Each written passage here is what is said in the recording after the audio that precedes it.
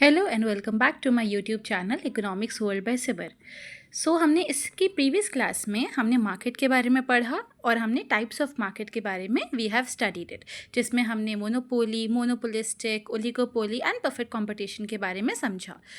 In today's class, we will study how in the perfect competition the price and the output level is determined। और यहाँ पर जो हमारा equilibrium of the firm है, आपका short run and long run में किस तरीके से डिटरमाइन होता है। जब हम इक्विलिब्रियम की बात कर रहे हैं, अच्छा ये बात ध्यान रखिएगा कि हम ये सब चीज़ें हमारे परफेक्ट कंपटीशन की बात कर रहे हैं। तो इससे पहले अगर आपने परफेक्ट कंपटीशन की वीडियो नहीं देखी है कि वो क्या होता है, so just refer to my previous video first, आपको तभी वीडियो समझ में आएगी। तो जब हम इक्विलिब्रियम ऑफ द फर्म की बात करते हैं, इक्विलिब्रियम वो सिचुएशन होती है जहाँ पर फर्म को उसका मैक्सिमम प्रॉफिट मिलता है, a situation where a firm gets a maximum profit. अब इस इक्विलिब्रियम के दो कंडीशंस होते हैं। फर्स्ट, जब हमारा मार्जिनल रेवेन्यू हमारे मार्जिनल कॉस्ट के बराबर होता है। Second, when MC cuts MR from below, जब हमारा मार्जिनल कॉस्ट कर्व हमारे मार्जिनल रेवेन्यू कर्व को नीचे से वो कट थ्रू करता है। आपका जो ग्राफ बनता है, ये आपकी एक्स एंड वाई एक्सिस मैंने बना दिया। एक्स एक्सिस में हमने आउटपुट को शो किया, वाई एक्सिस में हमने रेवेन्यू एंड कॉस्ट को शो किया। परफेक्ट कंपटीशन में जैसे हमने पढ़ा था कि जो उसका डिमांड कर्व होता है वो that is parallel to X axis. Parallel to X axis क्यों होता है? क्योंकि यहाँ पर जो प्राइसेस हैं वो इंडस्ट्री डिटरमाइन करती है और फर्म जो होती है वो हमारे जस्ट प्राइसेस को फॉलो करती है। तो यहाँ पर जो डिमांड कर्व बनता है, demand curve is only the AR curve, average revenue का, ये हमारे मार्जिनल रेवेन्यू के बराबर होता है और यही हमारा क्या होता है, प्राइस होता है। ठीक है। उसके बाद जो आपका मार्जिनल कॉस्ट कर्व होता है वो यू शेप कर्व होता है। ये आपका मार्जिनल कॉस्ट कर्व नीचे से कट करता है और जहाँ से ये कट कर रहा है दैट इज़ पॉइंट E, यही हमारी क्या होती है, इक्विलिब्रियम की लाइन होती है। EQ लेवल हमारा क्या हो गया, आउटपुट हो गया जो हमारा प्रोड्यूस हो रहा है, एंड ये OP हमारा क्या हो जाएगा, प्राइस हो जाएगा। ठीक है। अब बात होती है कि जब हमारा marginal cost U shape curve होता है तो एक तो हमारा पॉइंट ये भी आ रहा है जहाँ पर इक्विलिब्रियम डिसाइड हो सकता है, लेकिन आप देखो इस पॉइंट ए पे हमारा जो मार्जिनल कॉस्ट है वो आपका मार्जिनल कॉस्ट ज़्यादा है, आपका यहाँ पर अनयूटिलाइज फैक्टर है। मतलब आपका जो प्रोड्यूसर है वो और आगे इतना प्रोड्यूस कर सकता है। अगर वो यहीं पर पॉइंट ए पर ही रुक गया तो आपके सारे के सारे फैक्टर्स अनयूटिलाइज रह जाएंगे। इसीलिए जो इक्विलिब्रियम आउटपुट माना जाता है वो आपका पॉइंट ई माना जाता है, जहाँ पर आपका मार्जिनल रेवेन्यू मार्जिनल कॉस्ट के बराबर है और आपका एमसी कर्व एमआर को नीचे से कट कर रहा है। Now coming on to the, अब हम इसमें शॉर्ट रन सिचुएशन में आते हैं कि शॉर्ट रन इक्विलिब्रियम हमारा किस तरीके से अचीव होता है परफेक्ट कंपटीशन में। तो परफेक्ट कंपटीशन में जो फर्म है वो हमारे 3 टाइप की सिचुएशंस अंडरगो करता है। एक हमारा हो गया सुपर नॉर्मल प्रॉफिट, एक हमारा हो गया नॉर्मल प्रॉफिट एंड एक हमारा हो गया लॉसेस। ठीक है। नाउ सबसे पहले हम बात करेंगे हमारे सुपर नॉर्मल प्रॉफिट की। Coming on to the super normal profit, super normal profit हमारी वो सिचुएशन होती है जहाँ पर जो फर्म का एवरेज रेवेन्यू कर्व है वो हमारे एवरेज कॉस्ट कर्व से ज़्यादा होता है। आप खुद सोचो जब हम प्रॉफिट की बात कर रहे हैं तो अच्छा एक और चीज़ इससे पहले कि ये हम शॉर्ट रन की बात कर रहे हैं। शॉर्ट रन में हमारे फर्म को सुपर नॉर्मल प्रॉफिट, लॉसेस सब कुछ हो सकते हैं। क्यों? क्योंकि शॉर्ट रन में हमारे कुछ फैक्टर्स वेरिएबल रहते हैं और कुछ फैक्टर्स, मतलब अधिकतर फैक्टर्स हमारे फिक्स रहते हैं, कुछ फैक्टर्स वेरिएबल होते हैं। तो आप सोचो शॉर्ट टाइम में अगर हमें कुछ इमीडिएट चेंजेस लाने हैं, हमारे फिक्स फैक्टर्स के कंपैरिजन में अगर हमें चेंजेस लाने हैं, तुरंत मशीनरी चेंज करनी है, लैंड कोई नहीं लेनी है, वो पॉसिबल नहीं हो पाता है। So it is quite possible कि शॉर्ट रन में हमारी जो फर्म है वो लॉसेस भी इनकर कर सकती है। Okay. Now coming on to this super normal profit. So super normal profit में हमारी जो एवरेज रेवेन्यू कर्व होती है वो एवरेज कॉस्ट से ज़्यादा होती है। आपको कर्व्स बनाने इसमें सीखने होंगे। ठीक है, मैं आपको बताती जा रही हूँ। अब सुपर नॉर्मल प्रॉफिट में सबसे पहले तो हमने यही किया कि एक्स एंड वाई एक्सिस हमने बना लिया। एक्स एक्सिस में हमने आउटपुट को शो किया, वाई एक्सिस में रेवेन्यू कॉस्ट को शो किया। ये हमारी जो लाइन थी AR और MR कर्व की, ये बराबर होती है, यही हमारा डिमांड कर्व है परफेक्ट कंपटीशन का। मार्जिनल कॉस्ट कर्व हमारा नीचे से ही कट हो रहा है। ठीक है, ये पॉइंट E पे हमारा मार्जिनल कॉस्ट कर्व यहाँ पर ये पॉइंट E पे कट हो रहा है। ठीक है। अब ये EQ जो हमारी लाइन है वो हमारी क्या है, आउटपुट की लाइन है, इक्विलिब्रियम की लाइन है। अब हम लोग यहाँ पे ड्रॉ करेंगे एवरेज कॉस्ट कर्व। अब देखिए सुपर नॉर्मल प्रॉफिट में हमारा एवरेज रेवेन्यू कर्व ज़्यादा होता है हमारे एवरेज कॉस्ट कर्व से, तो मतलब जो आपका एवरेज कॉस्ट कर्व बनेगा वो नीचे से बनेगा, ठीक है, आपका एवरेज रेवेन्यू से नीचे रहेगा। इसीलिए मैंने जो एवरेज कॉस्ट कर्व है वो नीचे ड्रॉ किया है और ये एवरेज रेवेन्यू लाइन कहाँ है, ये हमारी ऊपर है, ठीक है। Now let me just bring it back, ठीक है। तो ये हमारा एवरेज कॉस्ट कर्व नीचे से हो गया। अब आपको ये जो आउटपुट की हमारी लाइन है EQ, इस लाइन को नहीं छोड़ना है। आपकी यही मार्जिनल कॉस्ट से जो हमारी लाइन कट कर रही है, यही हमारी इक्विलिब्रियम की लाइन है। अब यहाँ पर AC कर्व कहाँ कट कर रहा है, AC कर्व हमारा पॉइंट T पे कट कर रहा है, ठीक है। यहीं पे हमारा एवरेज कॉस्ट कर्व डिटरमाइन हो गया। एवरेज कॉस्ट कर्व हमारा नीचे है। अब यहाँ पर आ जाओ, देखो एवरेज रेवेन्यू हमारा EQ है, जो हमारी एवरेज रेवेन्यू बन रही है वो हमारी EQ, ये पूरी पूरी EQ बन रही है। जो हमारी एवरेज कॉस्ट है वो हमारी ये TQ बन रही है। यहाँ पे एवरेज कॉस्ट कर्व कट कर रहा है तो ये हमारी जो लाइन है ये TQ बन रही है, ठीक है। अब जब हम प्रॉफिट की बात करते हैं तो प्रॉफिट हमारा क्या होता है, average revenue minus average cost. आपका average revenue minus average cost होता है, तो एवरेज कॉस्ट हमने EQ में से TQ माइनस कर दिया। इस पूरे EQ में से जब हम ये TQ माइनस कर देंगे तो ये जो ET है, ET हमारे पास बचा, ये हमारा क्या बचा, प्रॉफिट बचा।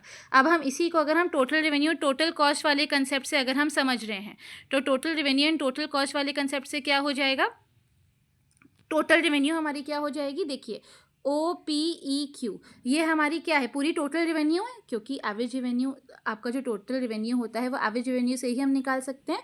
तो ये OPEQ हमारा पूरा क्या हो गया, टोटल रेवेन्यू हो गया।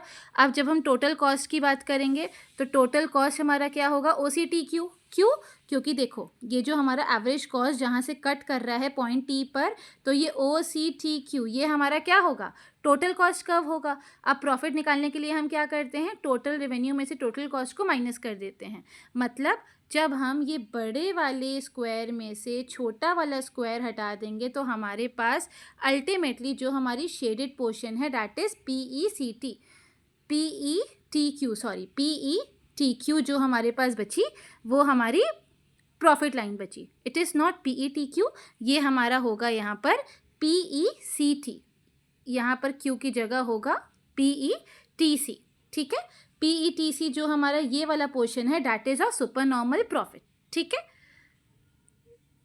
इस तरीके से हमारे जो कर्व्स हैं वो डिटरमाइन होते हैं। एक बार फिर से आप आसानी से समझ लो, सुपर नॉर्मल प्रॉफिट हमारा क्या हो गया, जहाँ पर हमारा एवरेज रेवेन्यू कर्व ज़्यादा होता है एवरेज कॉस्ट कर्व से, ये हमारी एवरेज रेवेन्यू की लाइन हो गई, ठीक है। जो पहले हमने डायग्राम ड्रॉ किया था मार्जिनल कॉस्ट कर्व, यहीं से हमारा EQ जो हमारी लाइन है वो डिटरमाइन हो गई।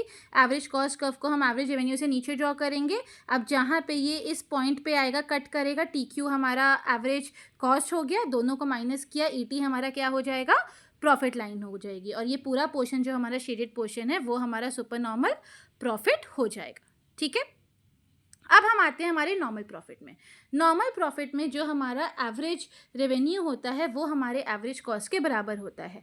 ये no profit no loss situation होती है, ठीक है। यहाँ पर जो एवरेज रेवेन्यू कर्व रहेगा वो एवरेज कॉस्ट के बराबर रहेगा। सिमिलर जो हमने पहले डायग्राम ड्रॉ किया था, आपका AR कर्व, ठीक है, इक्वल रहेगा आपके parallel to X axis, AR equal to MR, वही हम MC कर्व ड्रॉ करेंगे, अपवर्ड स्लोपिंग। फिर हमारा जो यहाँ पॉइंट E आया इक्विलिब्रियम लाइन, EQ हमारी इक्विलिब्रियम लाइन रहेगी। अब जो एवरेज कॉस्ट कर्व ड्रॉ करेंगे वो किसके बराबर ड्रॉ करेंगे, एवरेज रेवेन्यू के बराबर ड्रॉ करेंगे। तो हमने क्या किया, जो एवरेज कॉस्ट है उसको एवरेज रेवेन्यू जहाँ पे ये सेम यहाँ पर कट कर रहा है उसके बराबर ड्रॉ किया। अब देखो जो हमारा एवरेज रेवेन्यू है वो क्या बना, एवरेज रेवेन्यू हमारा क्या हुआ, EQ हुआ। एवरेज कॉस्ट भी हमारा इसी पॉइंट पे कट कर रहा है, EQ हुआ। तो प्रॉफिट क्या हो जाएगा, EQ माइनस EQ 0। तो 0 मतलब हो गया यहाँ पर ना ही प्रॉफिट होता है फर्म को, ना ही लॉस होता है। अगर हम इसको टोटल रेवेन्यू के कंसेप्ट से समझे तो टोटल रेवेन्यू हमारा कितना हो जाएगा, OPEQ हमारा क्या है, टोटल रेवेन्यू। अगर हम टोटल कॉस्ट की बात समझे तो एवरेज कॉस्ट भी यहीं से कट कर रहे हैं, तो OPEQ ही हमारा क्या हुआ, टोटल कॉस्ट हुआ। प्रॉफिट क्या हो जाएगा, OPEQ माइनस OPEQ 0, ठीक है। तो मतलब जहाँ हमारा AR इक्वल टू AC होगा वहाँ पर हमारा नॉर्मल प्रॉफिट फर्म अर्न करेगी। जब हम अब लॉसेस पे आते हैं, लॉसेस हमारे क्या होगा, लॉस में जहाँ पर हमारी एवरेज कॉस्ट भरी है एवरेज रेवेन्यू से, सिमिलर हमारा डायग्राम बनेगा, बस फ़र्क क्या बनेगा कि जो हम एवरेज कॉस्ट कर्व ड्रॉ करेंगे वो हम ऊपर ड्रॉ करेंगे हमारे एवरेज रेवेन्यू से। तो जब हमने मार्जिनल कॉस्ट कर्व यहाँ पे ड्रॉ किया तो EQ हमारा यहाँ पर आउटपुट लाइन बनी। आप याद रखो कि इस हम आउटपुट लाइन को नहीं छोड़ेंगे। कई सारे बच्चे होते हैं जो यहाँ पर इक्विलिब्रियम डिटरमाइन कर देते हैं, यहाँ पर इक्विलिब्रियम नहीं बनेगा। इक्विलिब्रियम आपका इसी लाइन को आप पकड़े रहोगे और ये जहाँ AC को कट करेगा वहीं पर आपकी इक्विलिब्रियम डिसाइड होगी। तो यहाँ पर T पे कट कर रहा है, ठीक है। तो हमारा जो एवरेज रेवेन्यू है वो हमारा EQ है। एवरेज कॉस्ट हमारा क्या है? एवरेज कॉस्ट हमारा TQ पूरी लाइन हो गई, ठीक है। अब जब हम एवरेज लॉस की बात करेंगे तो EQ माइनस TQ, इस EQ में से जब आप पूरे TQ को माइनस कर दोगे तो जो TE बचेगा वो हमारा क्या होगा? एवरेज लॉस होगा। सिमिलरली जब हम इसको टोटल रेवेन्यू टोटल कॉस्ट वाले कंसेप्ट से देख रहे हैं तो टोटल रेवेन्यू आपका क्या हो जाएगा? OPEQ। OPEQ हमारा क्या है? टोटल रेवेन्यू है। टोटल कॉस्ट हमारा क्या है? OCTQ। टोटल कॉस्ट क्या है? OCTQ। आपका OCTQ ये पूरा आपका क्या है? एवरेज कॉस्ट, मतलब टोटल कॉस्ट आपका है, ठीक है। जब आप लॉस निकालोगे total revenue minus total cost तो आपका पोर्शन क्या बचेगा? ये वाला CTPE। हमारा ये जो पोर्शन होगा ये हमारा लॉस का पोर्शन होगा। तो फर्म को हमारा लॉस कब होगा? जब हमारे एवरेज कॉस्ट कर्व हमारा एवरेज रेवेन्यू से ज़्यादा होगा। ये तो बात हुई हमारे सारे शॉर्ट रन कर्व्स की कि शॉर्ट रन में हमारे सुपर नॉर्मल प्रॉफिट भी फर्म को अर्न हो सकते हैं, नॉर्मल प्रॉफिट भी अर्न हो सकते हैं और लॉसेस भी अर्न हो सकते हैं। जब हम लॉन्ग रन इक्विलिब्रियम की बात करते हैं तो लॉन्ग रन में हमारे फर्म्स को सिर्फ नॉर्मल प्रॉफिट ही अर्न होते हैं। ऐसा क्यों?